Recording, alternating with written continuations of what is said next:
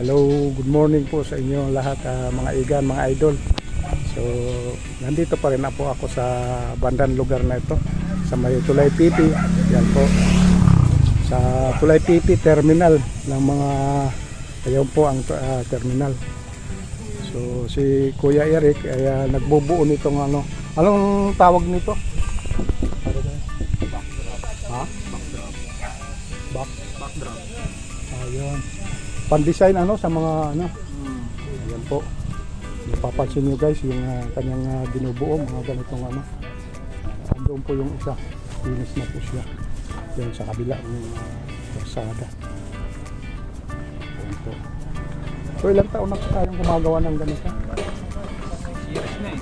Ha? 6 years. Medyo may katagalan na. 6 na taon na po siya nagbubuo nito. So, sa mga nagnanais magpagawa sa ganitong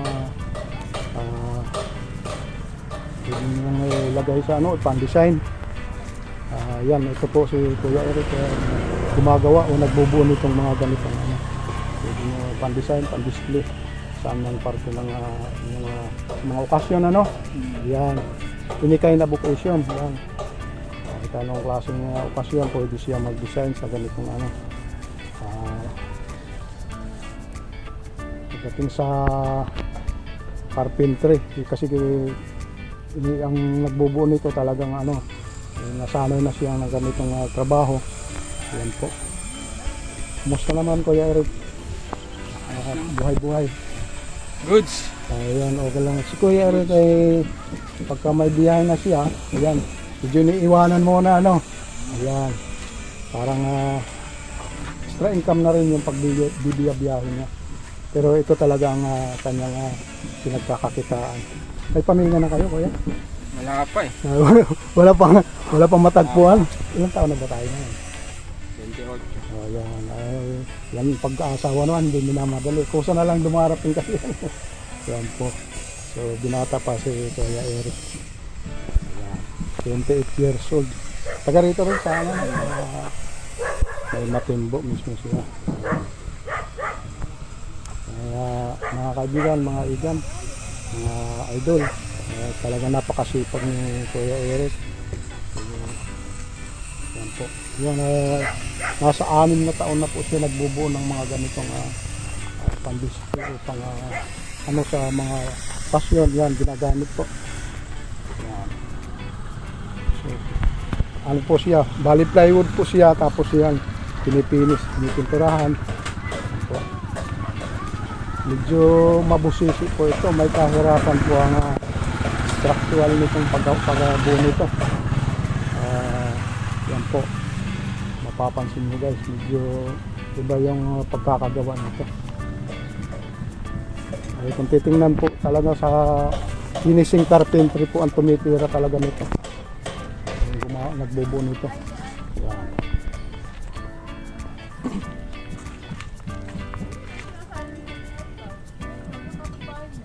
Ilang patong po yung ginagawa niyo?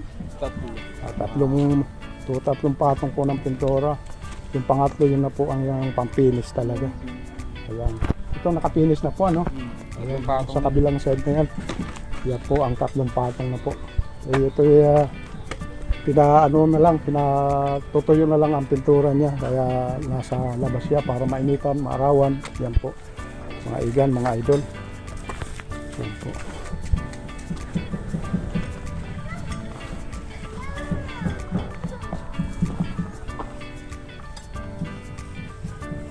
Igan na Eric, ano bang pinaghugutan mo ng lakas dito para sa araw-araw mong ginagawa? Red horse lang. Ayan.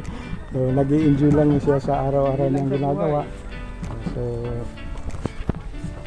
kasi wala pa nga siyang pamilya. Baka sakali siya, mayroon na mga makilala na magiging katuwang niya sa buhay. Nga.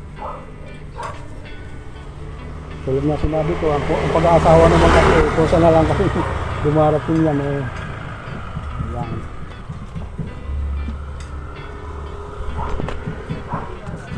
So yan po ang itong istorya ng buhay ni kaibigang Eric.